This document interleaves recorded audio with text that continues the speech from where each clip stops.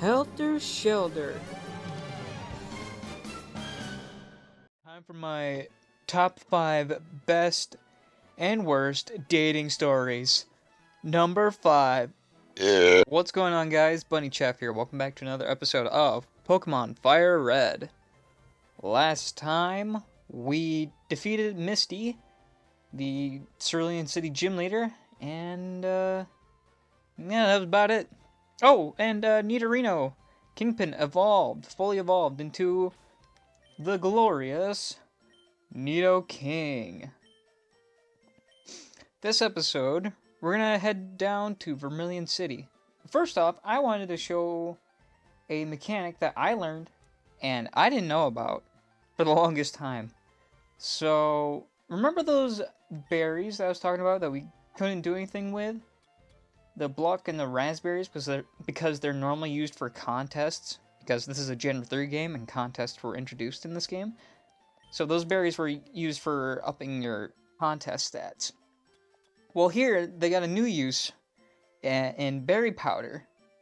I know I put it up in a text thing on a previous episode. Let's see if we can figure out how to do this. Oh, excuse me. I think it's this guy.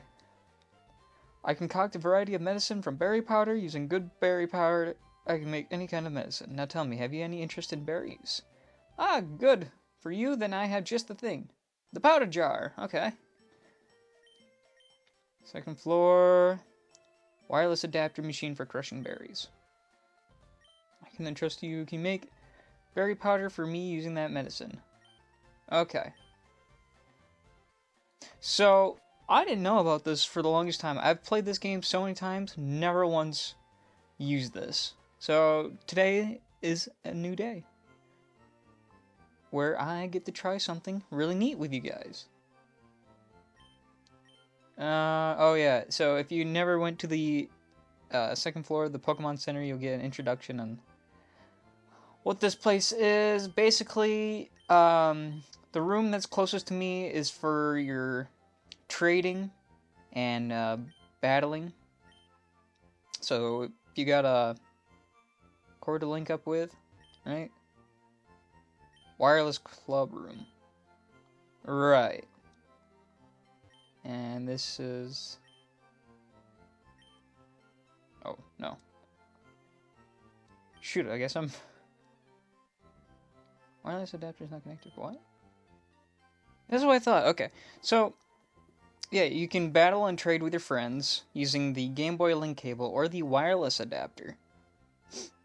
And yeah, battle and trade. You can trade that Abra if you've got it to evolved into a Kadabra, into an Alakazam, or Geodude into a Graveler, and then you can evolve into a Golem.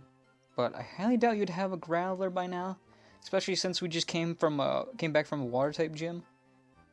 So yeah, this is also for trading, but you can also link up with the other GameCube Pokemon games, such as Pokemon Colosseum and Pokemon XD Gale of Darkness. So there should be... Yeah, I don't think I can use the berry room. I don't think I can use that berry thing, because I don't have the wireless adapter. Or, I mean, I do have a link cable, but I don't have any... I don't have a leaf green copy. I mean, I suppose I could. I don't think I could use a normal Gen 3 copy unless I entered the Hall of Fame. I could be wrong, but that's alright. This is not really important. It's just a little mini side quest thing you can do. Like I mentioned in that little text blurb 2 episodes ago. You basically get these berries, crush them into a fine powder, give it to that man that gave us the berry powder bag or whatever. He'll trade you for that powder either some herbal medicine or vitamins. Vitamins are really nice for EVs or effort values and stuff, but like I said, we haven't really encountered them much on this journey yet. But so I'll go over them later. They're just helpful for raising stats. That's all you need to know at the moment. Oh, and the herbs, they're So you can buy herbal medicine in, like, I think another place. I don't recommend buying them, yet they're normally cheaper alternatives and they can heal more than the stuff you buy at the Pokemarts. I don't recommend them because they lower your Pokemon's friendship, and I don't want to do that. So let's continue on with our journey now. People here Rod, Team Rocket is behind it. Okay.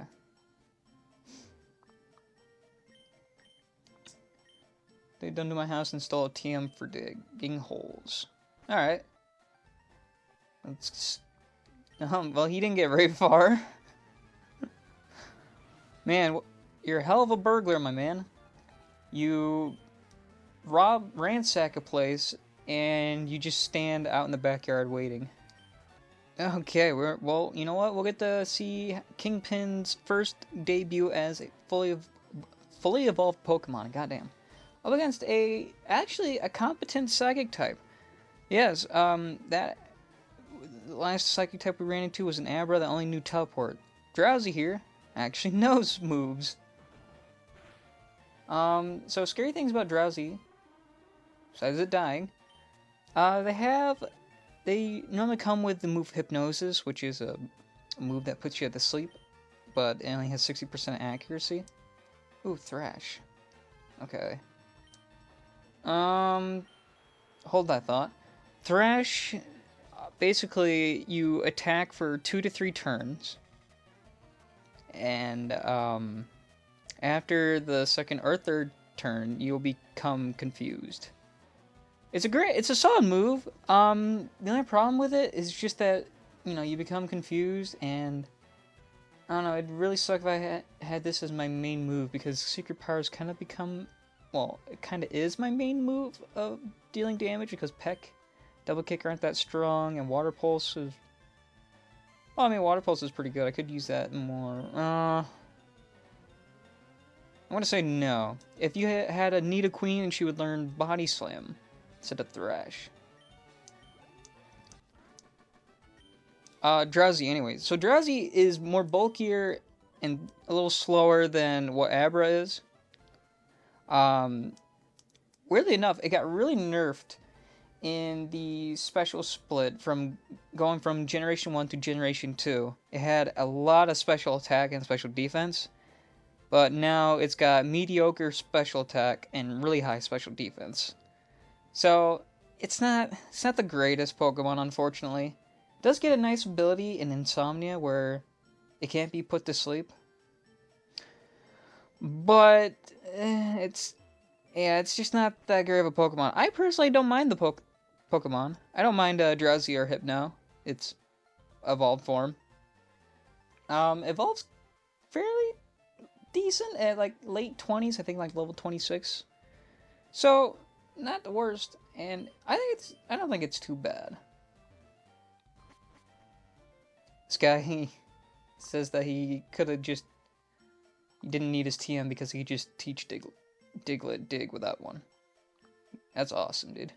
Glad you came to that realization. It's alright, I didn't even struggle against the Team Rocket member. We cannot go down this way. If we go down that way, there's a security guard there that'll tell us, hey, can't let you through. You're gonna have to back out, so. You have a Nidoran male. I traded for my Nidoran female. Oh. Okay. So, yeah, if you got a Nidoran male, you can get your own Nidoran female, and you don't have to wait for that 1% encounter. So think about trades, since this is our first time talking about them.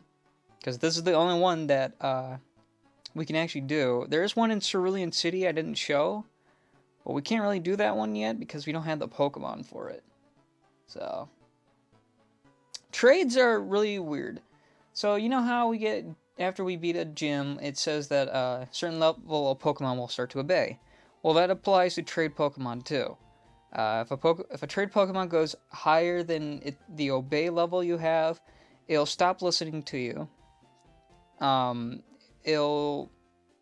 Basically what that means is that if you select a move, it'll ignore you and try to use a different move. It won't attack and just, stand there. Or sometimes you can get it to attack, but that's only sometimes.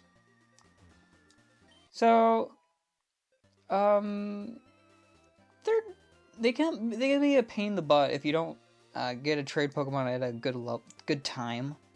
Like if you don't get it at like a reasonable time for yourself, where you got a good space between the max level of what you can level up your traded Pokemon to what they are now, I guess is what I'm trying to say. I don't know.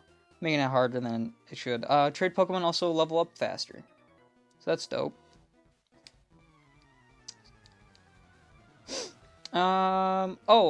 Since we were in that little underground section, if you have a item called the Item Finder, you can find a bunch of hidden items in there. Like, I mean a lot. I don't know all of them off the bat. I just know, I think there's like some nuggets you can sell down there. Other than that, because I really don't care for the Item Finder.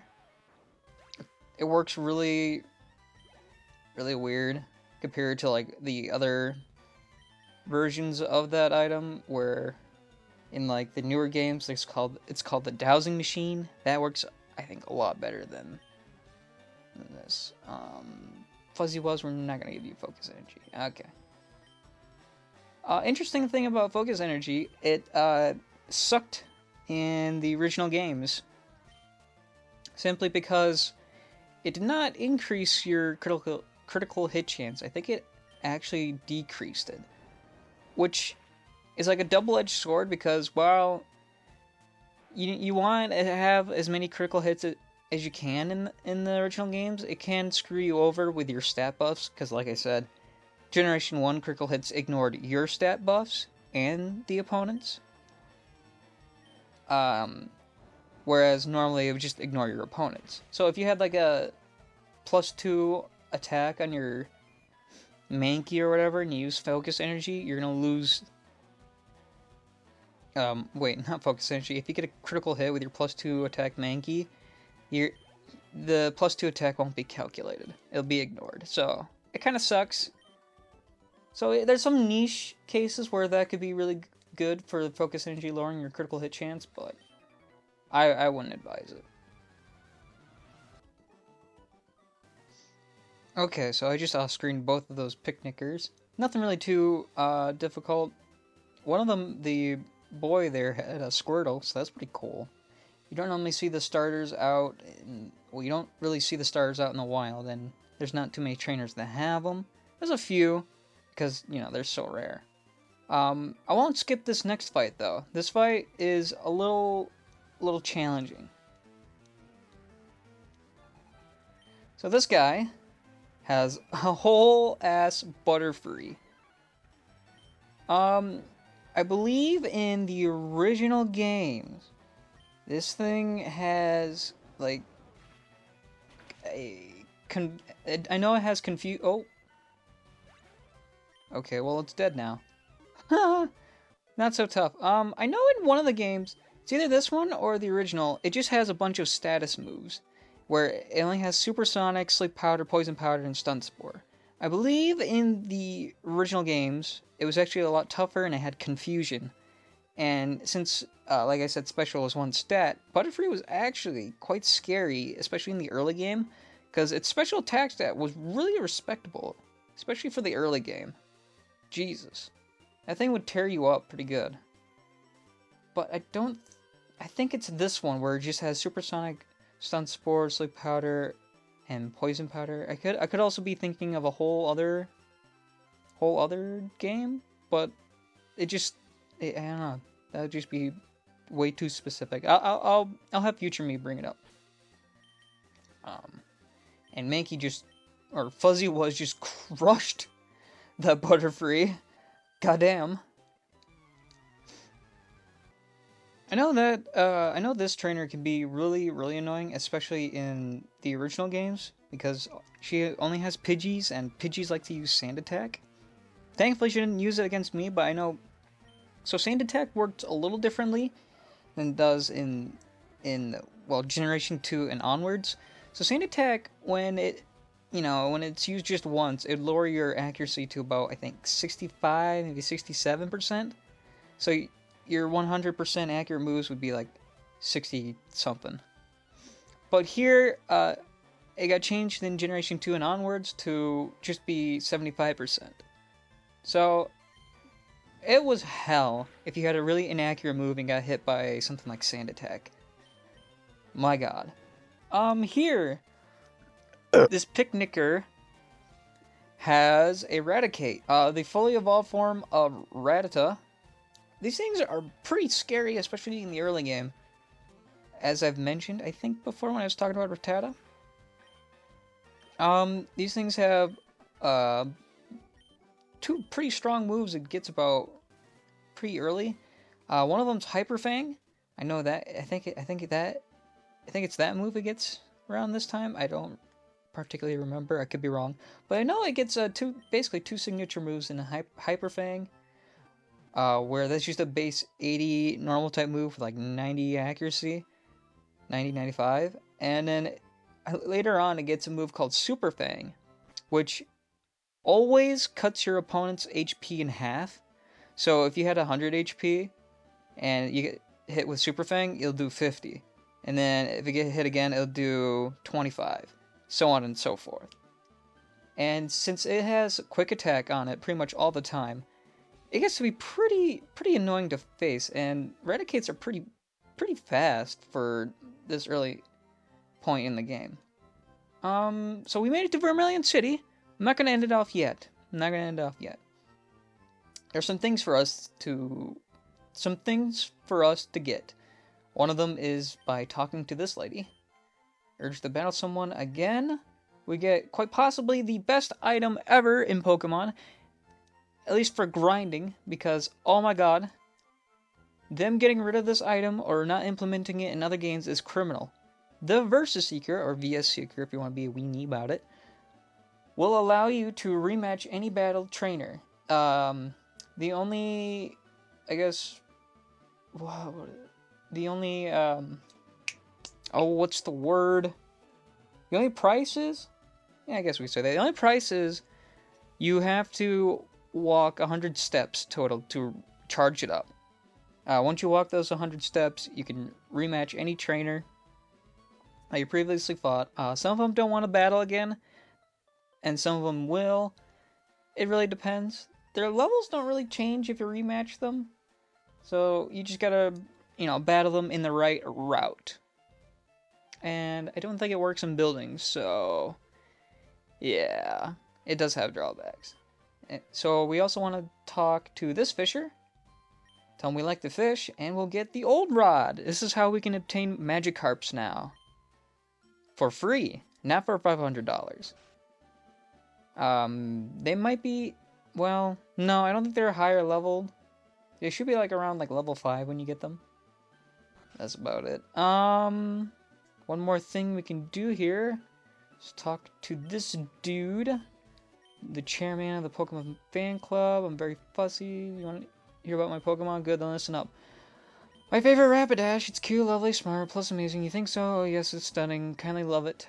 Hug it when sleeping. Warm and cuddly, spectacular, ravishing. Oops, look at the time. I kept you too long. Thank you for hearing me out. I want you to have this.